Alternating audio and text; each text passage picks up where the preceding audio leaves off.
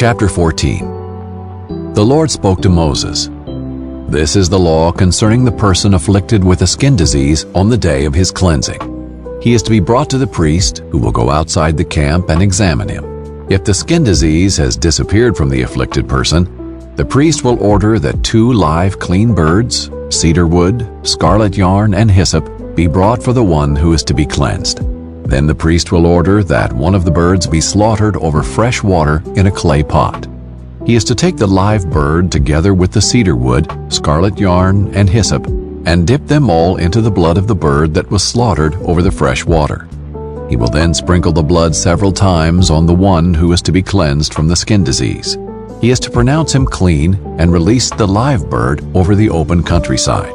The one who is to be cleansed must wash his clothes, shave off all his hair, and bathe with water. He is clean. Afterward, he may enter the camp, but he must remain outside his tent for 7 days.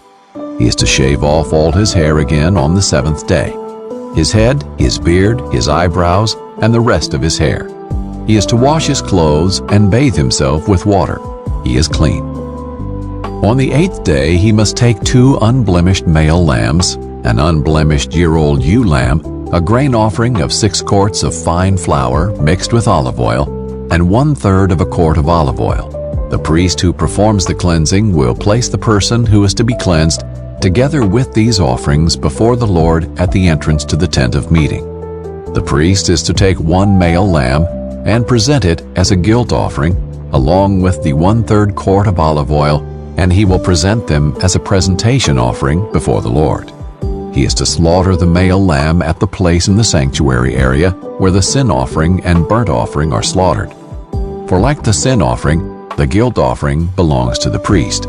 It is especially holy. The priest is to take some of the blood from the guilt offering and put it on the lobe of the right ear of the one to be cleansed, on the thumb of his right hand, and on the big toe of his right foot. Then the priest will take some of the 1/3 quart of olive oil and pour it into his left palm. The priest will dip his right finger into the oil in his left palm and sprinkle some of the oil with his finger 7 times before the Lord. From the oil remaining in his palm, the priest will put some on the lobe of the right ear of the one to be cleansed, on the thumb of his right hand, and on the big toe of his right foot, on top of the blood of the guilt offering. What is left of the oil in the priest's palm, he is to put on the head of the one to be cleansed. In this way, the priest will make atonement for him before the Lord. The priest is to sacrifice the sin offering and make atonement for the one to be cleansed from his uncleanness. Afterward, he will slaughter the burnt offering. The priest is to offer the burnt offering and the grain offering on the altar. The priest will make atonement for him, and he will be clean.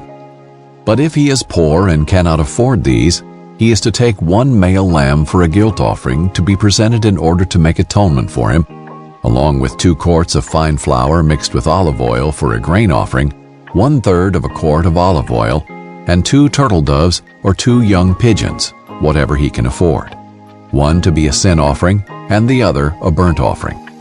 On the 8th day he is to bring these things for his cleansing to the priest at the entrance to the tent of meeting before the Lord. The priest will take the male lamb for the guilt offering and the 1/3 quart of olive oil and present them as a presentation offering before the Lord.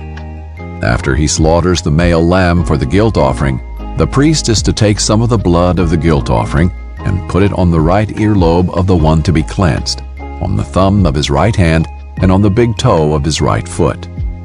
Then the priest will pour some of the oil into his left palm. With his right finger, the priest will sprinkle some of the oil in his left palm 7 times before the Lord. The priest will also put some of the oil in his palm on the right earlobe of the one to be cleansed, on the thumb of his right hand, and on the big toe of his right foot, on the same place as the blood of the guilt offering. What is left of the oil in the priest's palm, he is to put on the head of the one to be cleansed to make atonement for him before the Lord. He is to then sacrifice 1 type of what he can afford, either the turtle doves or young pigeons, one as a sin offering and the other as a burnt offering, sacrificing what he can afford together with the grain offering. In this way the priest will make atonement before the Lord for the one to be cleansed. This is the law for someone who has a skin disease and cannot afford the cost of his cleansing. The Lord spoke to Moses and Aaron, "When you enter the land of Canaan that I am giving you as a possession, and I place a mildew contamination in a house in the land you possess, the owner of the house is to come and tell the priest, 'Something like mildew contamination has appeared in my house.' The priest must order them to clear the house before he enters to examine the contamination, so that nothing in the house becomes unclean. Afterward, the priest will come to examine the house. He will examine it, and if the contamination in the walls of the house consists of green or red indentations that appear to be beneath the surface of the wall, the priest is to go outside the house to its doorway and quarantine the house for 7 days. The priest is to return on the 7th day and examine it. If the contamination has spread on the walls of the house, the priest must order that the stones with the contamination be pulled out and thrown into an unclean place outside the city. He is to have the inside of the house completely scraped and have the plaster that is scraped off dumped in an unclean place outside the city. Then they are to take different stones to replace the former ones and take additional plaster to replaster the house. If the contamination reappears in the house after the stones have been pulled out and after the house has been scraped and replastered, the priest is to come and examine it. If the contamination has spread in the house, it is harmful mildew. The house is unclean.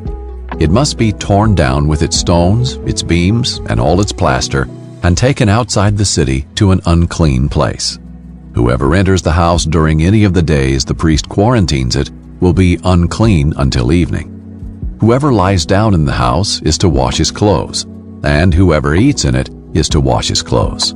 But when the priest comes and examines it, if the contamination has not spread in the house after it was replastered, he is to pronounce the house clean, because the contamination has disappeared. He is to take 2 birds, cedar wood, scarlet yarn, and hyssop to purify the house, and he is to slaughter one of the birds over a clay pot containing fresh water. He will take the cedar wood, the hyssop, the scarlet yarn, and the live bird, dip them in the blood of the slaughtered bird and the fresh water, and sprinkle the house 7 times. He will purify the house with the blood of the bird, the fresh water, the live bird, the cedar wood, the hyssop, and the scarlet yarn. Then he is to release the live bird into the open countryside outside the city. In this way he will make atonement for the house, and it will be clean. This is the law for any skin disease or mildew, for a scaly outbreak, for mildew in clothing or on a house, and for a swelling, scab, or spot, to determine when something is unclean or clean. This is the law regarding skin disease and mildew.